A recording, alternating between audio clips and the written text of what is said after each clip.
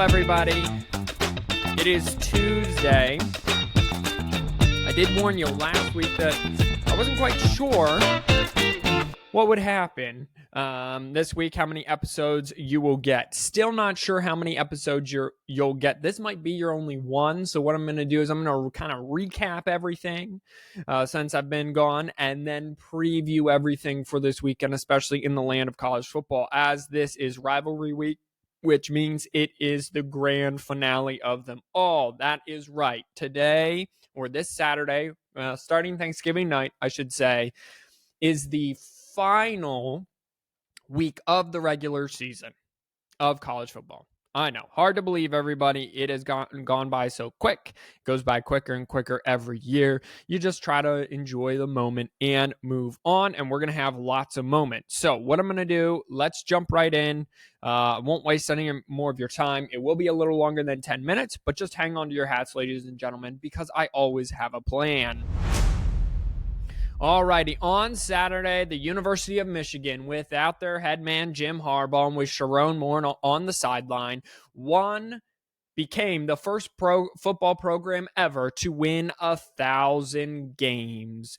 They led 23-3 at one point in time over the Maryland Terrapins and hung on 31-24. They got a defensive touchdown and 2 safeties in order to clinch the victory over Maryland. And I'll get into their preview with Ohio State this week in just a minute. Number 1, Georgia just hammered number 18, Tennessee on the road, 38-10. Ohio State took care of business on Senior Day at the Shoe, 37-3 over Minnesota. Florida State, their quarterback, Jordan Travis, his college career is over. He suffered a lower left leg injury against North Alabama Saturday night. They were down 13-0. He is done for the year. It came out. He was carted off with an air cast around his leg and taken to the hospital. He remained hospitalized over the weekend. So I'm sure that he'll need like surgery or something. So Florida State is without their starting quarterback. He was a fifth-year senior. They will start Tate Rodemaker instead, who has spent 4 seasons as Jordan Travis's backup. So he should sort of know what he's doing, I suppose. Either way, after trailing North Alabama 13-0, they scored 58 straight points and won 58-13. Number 5, Washington, their defense they find ways to win. This Washington team finds way to win. They hung on 22-20. They did not score in the second half. They had 60 total yards in the second half, and they beat Oregon State 22-20. Number 6, Oregon went on the road and beat Arizona State 49-13. Number 7, Texas hung on at Iowa State 26-16. Alabama hammered Chattanooga. Number 9, Missouri needed a walk-off field goal to beat unranked Florida at home 33-31. Number 10, Louisville beat Miami on the road 38-31. Penn State, without Drew Aller, who left the game, scored 27 straight points to win the game 27-6. Excuse me. Ole Miss, number 13, Ole Miss beat UL Monroe. Number 14, Oklahoma beat BYU. Number 15, LSU beat Georgia State. Number 16, Iowa got a walk-off field goal. A walk-off touchdown with 5 minutes to go in the game. That tells you all you need to go there. At one point, this game was 3-2 in the second quarter, 15-13. Iowa won. Number 17, Arizona is the hottest team in America right now, I would say. They beat number 22, Utah, 42-18. In Sam Hartman's last game in Notre Dame, they beat Wake Forest 45-7, Sam Hartman's old team. Clemson beat North Carolina 31-20. Kansas State beat their in-state rivals Kansas 31-27. Oklahoma State beat Houston 43-30, and number 24 Tulane took care of Florida Atlantic 24-8. Now, for this week in college football, here's the deal. Michigan is favored over Ohio State for the first time in 5 years. Michigan currently is favored as 4.5-point favorites. Ohio State are 4.5-point underdogs. Last time Michigan was favored was 2018, and they got 62 points put up on them by Ohio State, and they lost the game by 32, something like that. It was like 62-28, whatever that would be. So, yeah, it was not pretty. So, if anything, maybe bet Ohio State. Please do not forget to like and subscribe and share with all your family and friends. Go follow us on Instagram at 4th and 1 podcast. This weekend starts on Thursday night in college football, Thanksgiving night. Comment down below. Have you made it to 6 minutes through the podcast? And what are you looking most forward to about Thanksgiving and Thanksgiving weekend? What do you do? Do you have any traditions? Do you do a family 5K? Do you do family touch football? What do you do? So comment down below. What are you most looking forward to Thanksgiving and Thanksgiving weekend? Well, Thanksgiving night is a great football game. Number 13 Ole Miss goes on the road to Starkville to take on unranked Mississippi State. Oklahoma, in their final home game this season, hosts TCU. Number 16 Iowa, who with that win clinched over Illinois on Saturday, clinched the Big Ten West, so they will face the winner of Michigan-Ohio State, whoever gets that job done there. They go on the road to Nebraska. Nebraska looking to become bowl eligible. UTSA and Tulane on Friday. Winner goes to the American Conference Championship game against SMU. So that's a big game there. Number 9, Missouri on the road against Arkansas. Texas in their final home game trying to stay in the college football playoff hunt, hosts Texas Tech. At night in Detroit, in the Lions Stadium, Penn State goes on the road to take on Michigan State. And then in Eugene, Oregon also tries to stay in the mix for the college football playoff. They host Oregon State. Then Saturday, the big one, number 2 Ohio State, against number 3 Michigan. Michigan now are 3-point favorites, so that number keeps shrinking.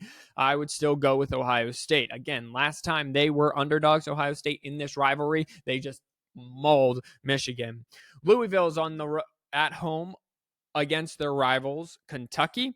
Texas A&M goes on the road to LSU. Colorado will probably be without Shedeur Sanders, their starting quarterback.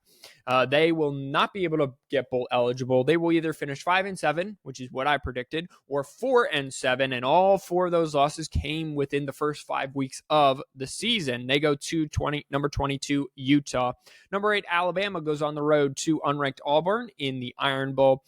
Number 17, Arizona takes on Arizona State.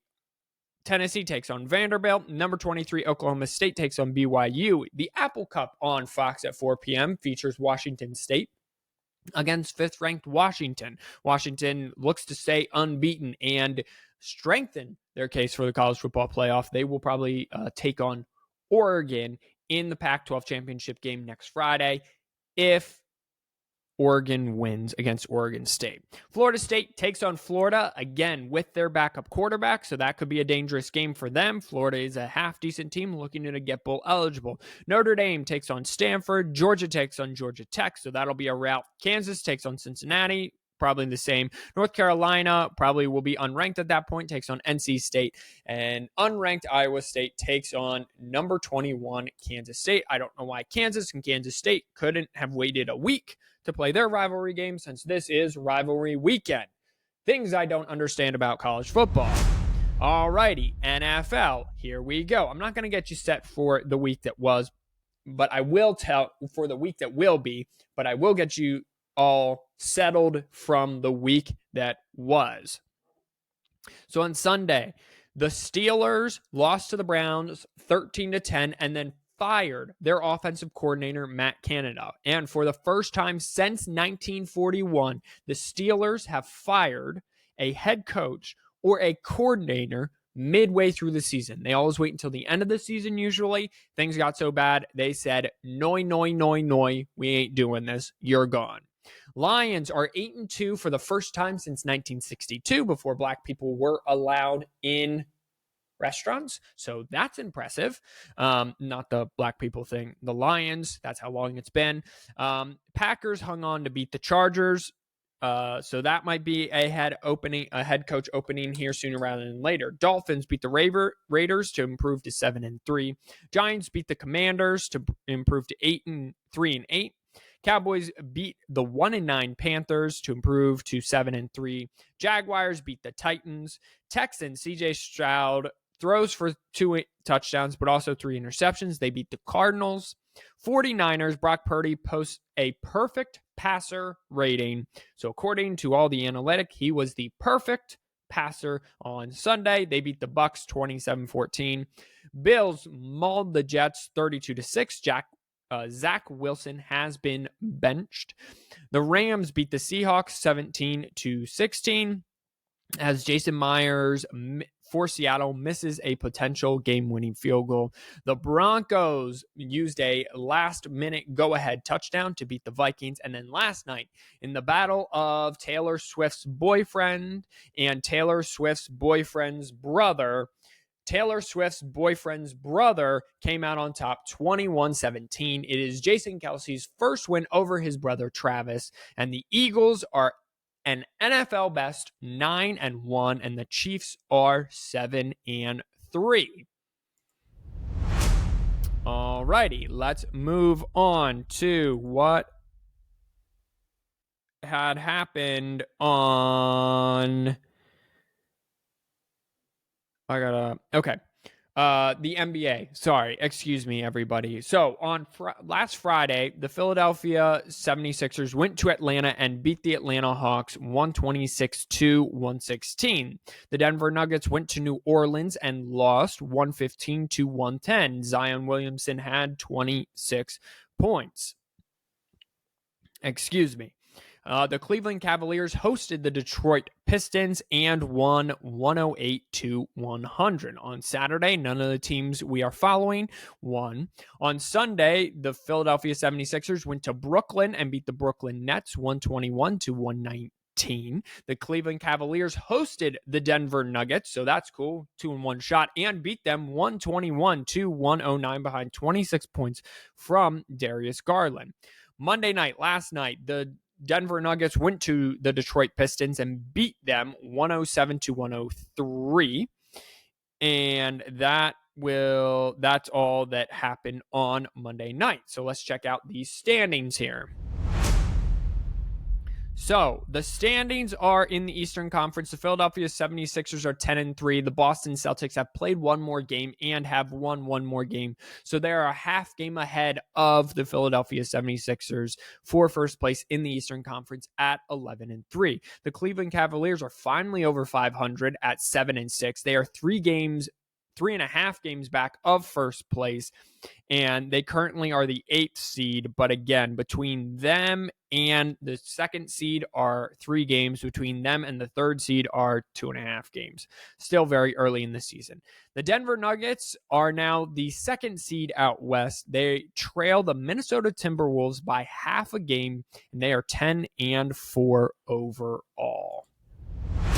Alrighty, let's get you all caught up with some hockey action here, ladies and gentlemen. So last Friday, the Florida Panthers went to Anaheim and beat them 2-1.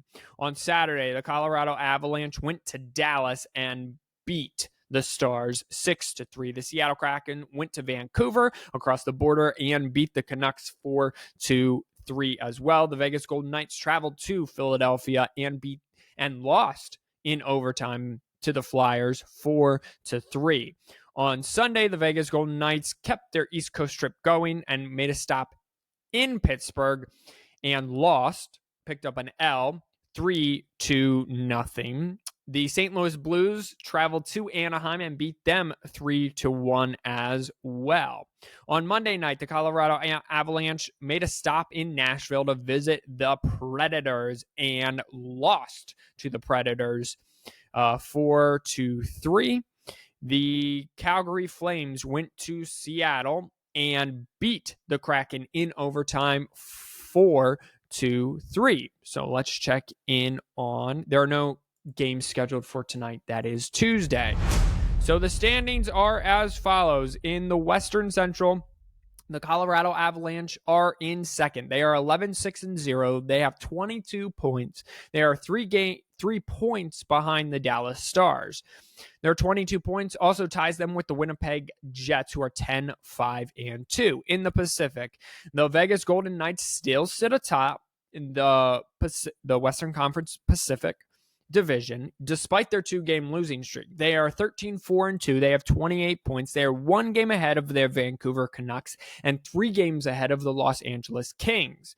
Meanwhile, the Seattle Kraken have hung on. All their overtime losses are actually paying dividends. They are 7-8-5, which is better than the 9-9-0 that the Anaheim Ducks are, but they have 19 points, giving them 1 better point than the Anaheim Ducks. The Kraken sit in 4th in the Western Conference Pacific, and the Anaheim Ducks sit in 5th. So that'll do it for today's rendition of the 10-Minute Sports Report, and that's now going on 17 minutes. Thank you, everyone, for tuning in. This may be your last show this week. If it is, remember to give thanks. Remember to appreciate however your Thanksgiving is going to pan out. Your Thanksgiving weekend is going to pan out. I know we're having Thanksgiving, and then this weekend as well, Black Friday, me and my lovely wife are setting up the house for Christmas. So until I see you next, remember that God loves you. I pray God bless you. And do not forget to wash those hands, because y'all are some filthy animals. Peace out.